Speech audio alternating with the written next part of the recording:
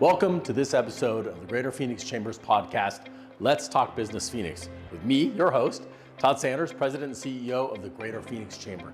In each episode, we tackle important issues and subjects affecting our businesses, our community, and the state today. Through relevant, timely topics, this podcast serves as the business community's voice with the mission of championing business growth, identifying problems that restrict economic development, and conveying community leaders to move Phoenix forward. Let's Talk Business Phoenix was produced in partnership with Ideas Collide, an agency offering a full suite of custom marketing solutions for your brand's unique challenges. Make a connection at ideascollide.com. Welcome back to the podcast. We are thrilled and honored to have Kesha Hodge Washington, who is the Councilwoman for Phoenix Council District H, newly elected. We're thrilled to have her with us and thrilled that she's in office. Congratulations. Thank you so much. Pleasure to be here. So it was a big campaign, and we're going to want to get into that in a few minutes. But first, I know people got to know you, but for those who haven't, tell us a little bit about yourself and also perhaps something about you that we wouldn't know. A little bit about me. I moved to Phoenix in 1999. It was supposed to be a 3-year plan, and here I am, 24 years and counting. Fell in love with the city. I'm a lawyer by trade. I have started off my career at the Court of Appeals. I did appellate clerkship for 2 appellate judges, and then I went to the Arizona Attorney General's office where I did child protective services for some time. My angel wings burnt off, and I went into private practice. So that's a little bit about me. Something you probably won't see on my my website. Your bio, my maybe. bio. Yeah. Mm-hmm. Let's see. I'm a Sun Devil. Good. The Harvard of the West. The Harvard of the West, ASU everywhere, and we're seeing graduates all over. About me, one of my things I like to do for fun is archery. I been doing that. I'd like to tell people before Hunger Games made it popular. So I've been doing that for some time. I'm right-handed, but I learned during the process that I'm left eye dominant when it comes to, so I had to learn how to operate a bow with my left hand. So that was challenging and fun. Interesting. We're always learning new things. Yep. See? Well, thank you for being here. And I'll just start out by saying thank you for your service to the city. That we all know that this is a tough job, and elected officials writ large, especially in today's environment, it is a hard job. So thank you for stepping up to the plate. So, obviously you've got a lot of plans for what you want to do moving forward. What are some of your top priorities?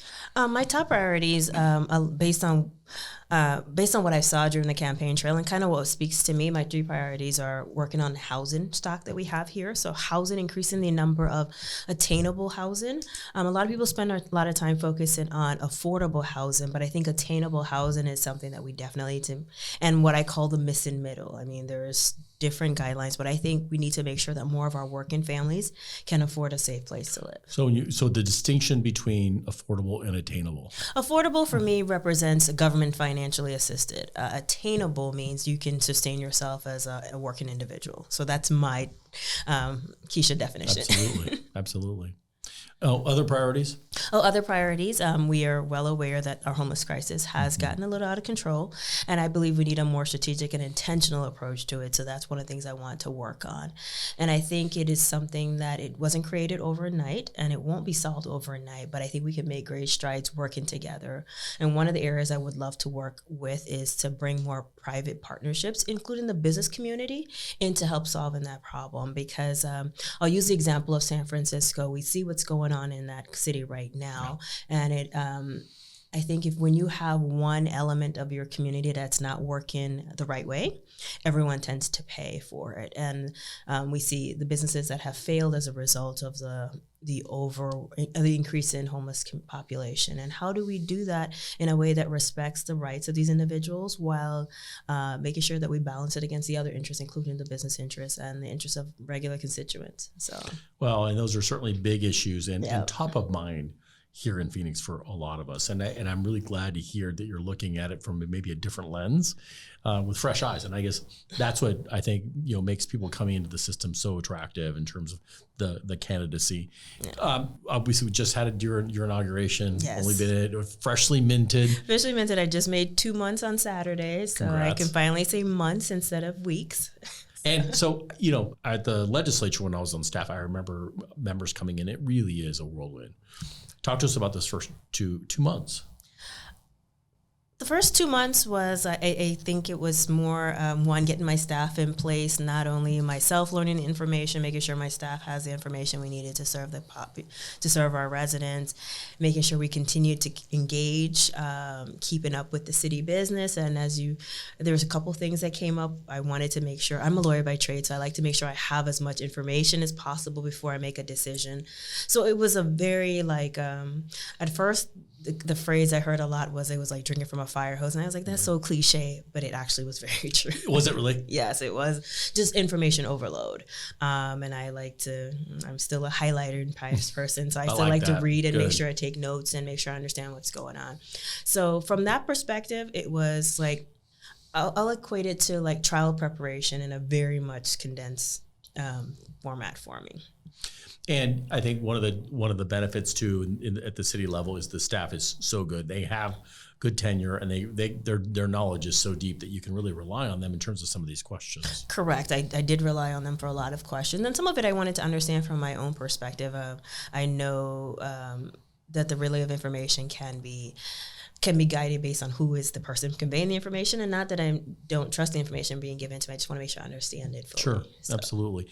So when we talked about District 8, give us the Mets and bounds of District 8, which I'm sure, especially after the campaign, you're intimately familiar with. I'm intimately familiar with it. We start as far west as Levine. So you can start at Southern and take that all the way to the South Mountain Freeway. Sorry, South Mountain, the actual park. Then we're gonna head east. So you include what is now South Mountain, South Phoenix area.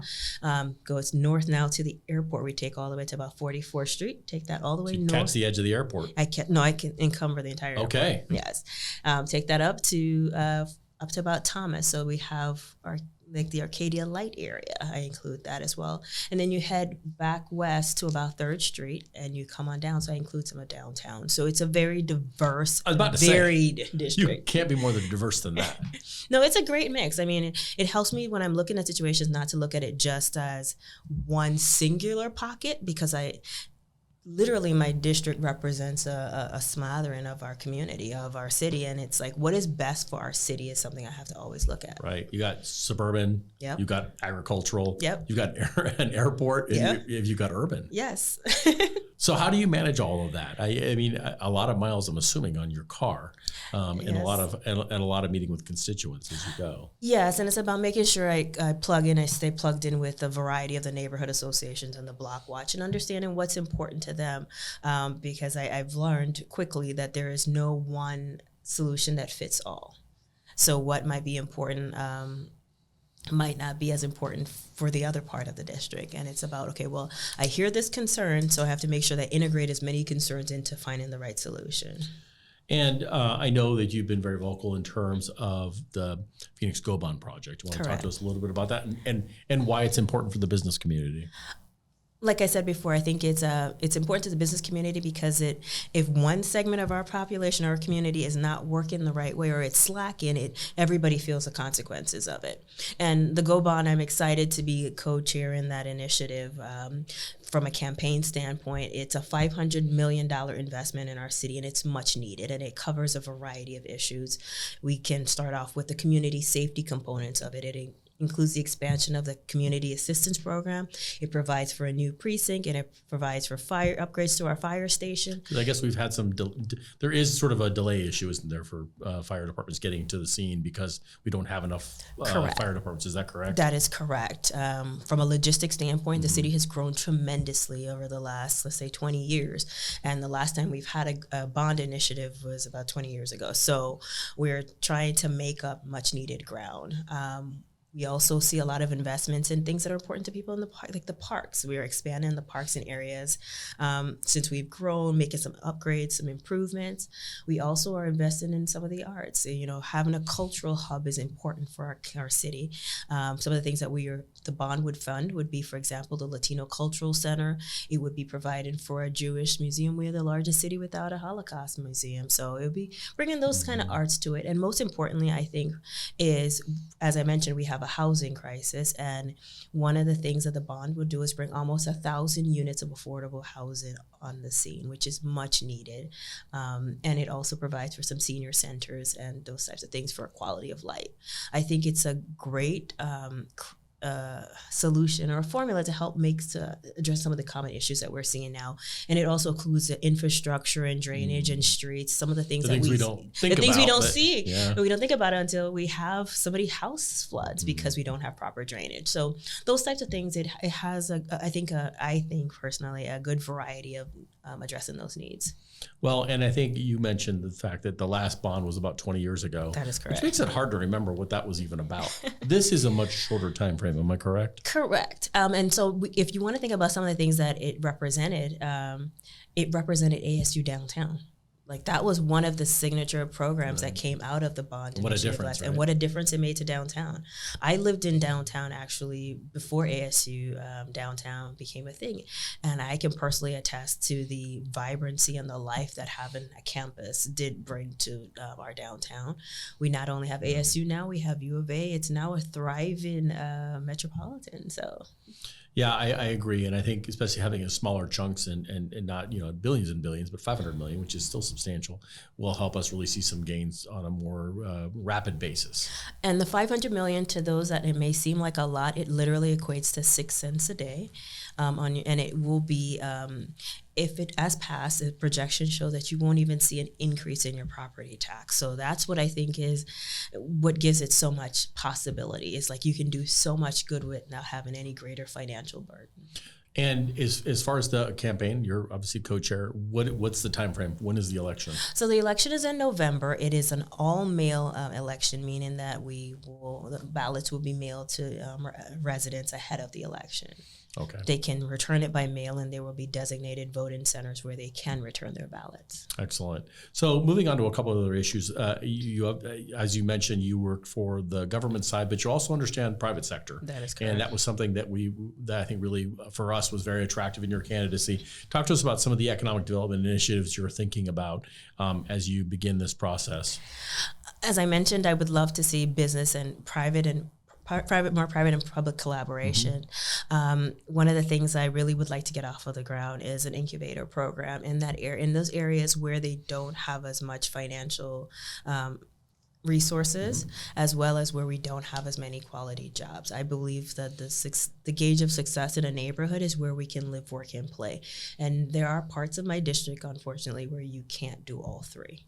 You have to transition to somewhere else. And I think there's also a large segment of, a significant segment of my population, which are young entrepreneurs that just need a little bit of guidance to figure out how to do it right. Like we see a lot of companies come into Phoenix to make it a hub, but I also see we have the talent here as well. And I think we need to foster it to move it forward. So, and I think to your point about opportunity and talent, yes. It sounds like there could be some opportunity for us to work together on a workforce development initiative as well. Yes, all that. So the fact that you're also connected to the airport, what have you learned, and how do you feel we need to be looking at the airport in terms of economic development and support for that particular, I guess I would call it economic jewel here in Phoenix? It is definitely economic jewel. It's the largest economic driver in our state, actually. And I think it's about one of the things that we can do to be more supportive is we can introduce individuals how better to work with the airport. There's a lot of opportunities, I think, that are available through the airport. I don't think everybody is aware of those. And how do we get more services being provided by local Phoenicians versus, and no offense to the outside businesses, but I think I would like to see us improve our local representation as well as our minority representation in services and contracts. You're right. I mean, when someone lands here and they get to experience like a Matt's Big Breakfast, yes, that's us. Yes. And it's nice to be able to showcase that versus something that they can see nationally everywhere. Correct. It's about showing what makes us uniquely Phoenix. And I know that we're always hoping for some more international flights. Anything on that front that you can share with us that perhaps you've learned? Personally, not yet. Okay, well, but I'll let you know as soon as I do. I know that there's going to be some trips, I believe, to Taiwan, so hopefully there's something there. Yes, I do know that Taiwan is possibly Sorry. So I do know something. There you go. And we were looking into that. As far as homelessness is concerned, obviously there's been a lot of talk about that recently. What are some things we need to be thinking about in terms of really finding out, to your point, a holistic solutions that also respects the rights of the people that are out there on these streets and don't obviously want to be there? So some of the solutions I think we should be considering is, I know the city, for example, we invested in bringing some more units that can be assembled rather quickly and don't require as much infrastructure hookup. And I think we need more of those. And I think we need to possibly partner with the churches and nonprofits that have vacant land at this juncture, just to have some temporary housing at this juncture until we can get more permanent structures in place. We do see there's quite a number of home builders that are trying to fill this need. And one of the things I think the city should be working on, and I'm actually hoping to be working with Councilwoman Deb Starks, is how can we reduce the permanent time so that we can get these units constructed in a way that's more timely. And people, we have to remember, I learned this adage, and most of us know it, is time is money. And when you consider the holding cost of holding this property and not being able to develop and not getting our permits done at a certain time, it has a trickle-down effect. And it also is increasing the cost of home ownership. I am a fan of home ownership because I think it's usually, for many individuals, the first step in financial freedom and building generational wealth. So we definitely want to make it more achievable for more individuals. And it's such a worthy goal, and I have to agree. Permanent time, and it's certainly not unique to Phoenix. Correct. But it is something that is low hanging fruit. It would seem, and if you can move a barrier out of the way for home building and get more people, to your point, in either affordable housing or attainable housing, like you mentioned, what a game changer that can be. And you're right, that does lead to generational wealth. Correct. I spoke with a group last week, and when I just factored in the cost of, say, this item takes 3 months to be done, if we can shorten that to, say, 1 month, we save almost like $5,000 or $6,000 on the final price to our individual. And it may not seem like a lot, but it adds up over time.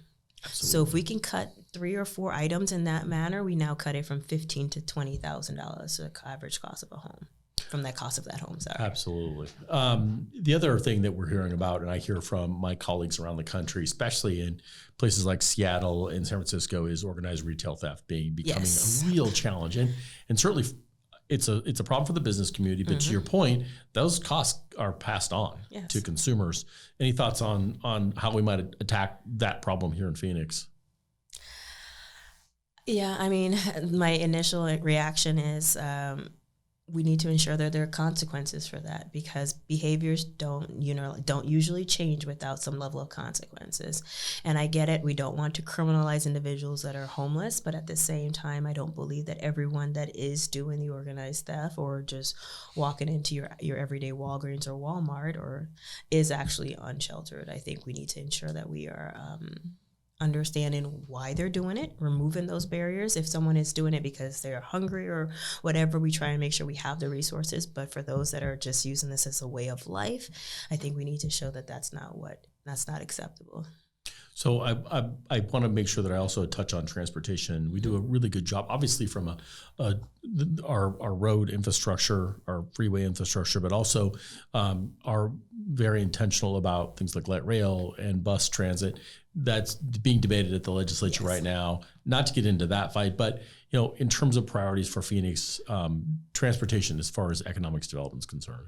I think transportation is definitely something we need to continue to focus on as we continue to grow.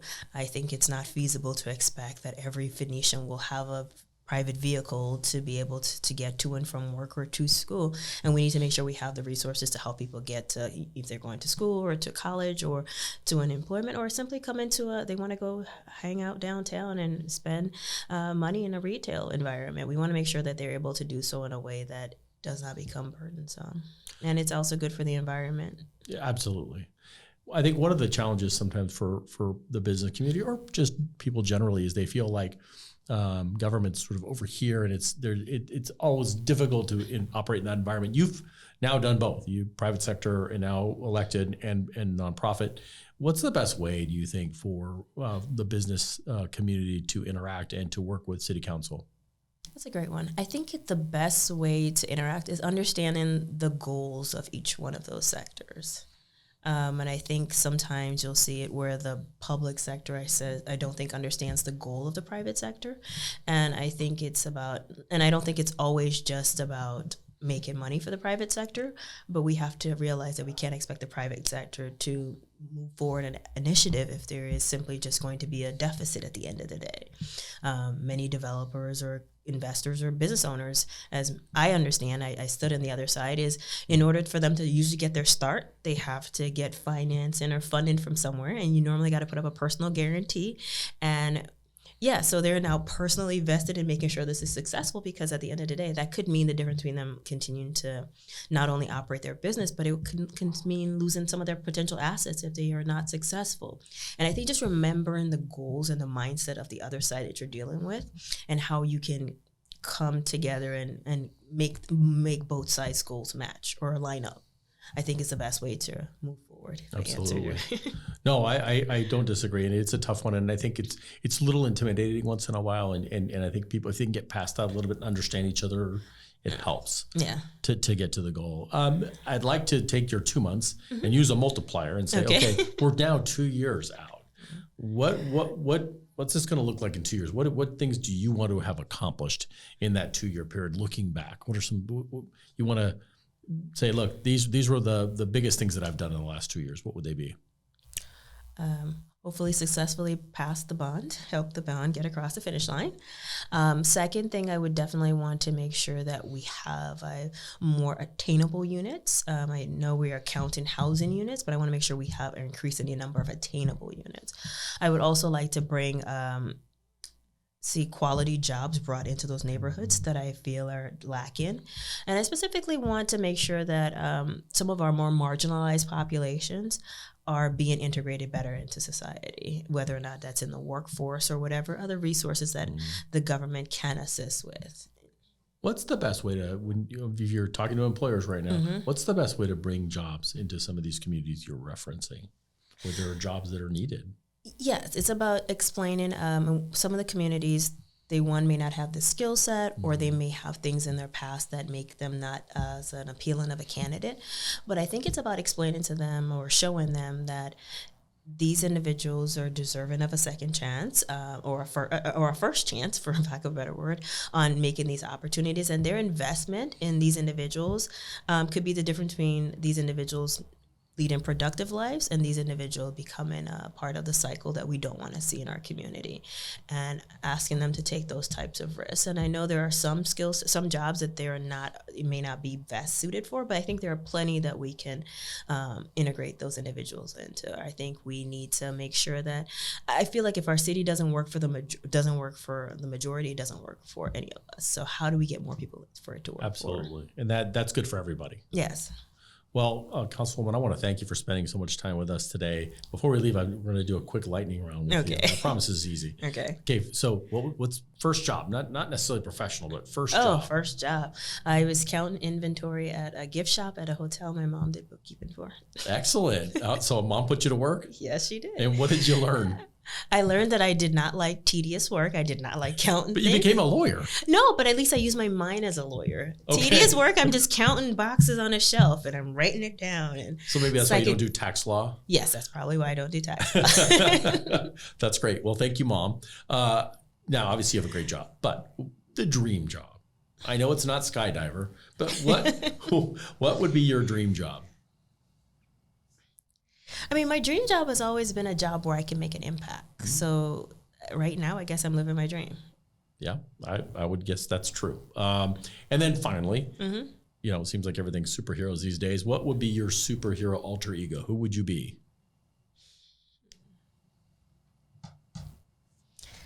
Now you're stumping me. I mean, I like Batman because he has all kind of cool gadgets. That's about it. Hey, that's a good one. We had I talked to someone a few weeks ago who basically said that he kind of, when he was young, thought he might be Batman. He sort of had that his parents hadn't told him. Okay. And then they named his brother Robin, and he was convinced. So I like it. We'll go with that. Thank you for being here. Thank you for your service to Arizona, and I think to your point, for wanting to make a difference for not just a few people, but for all of Phoenix and our community. Thank you.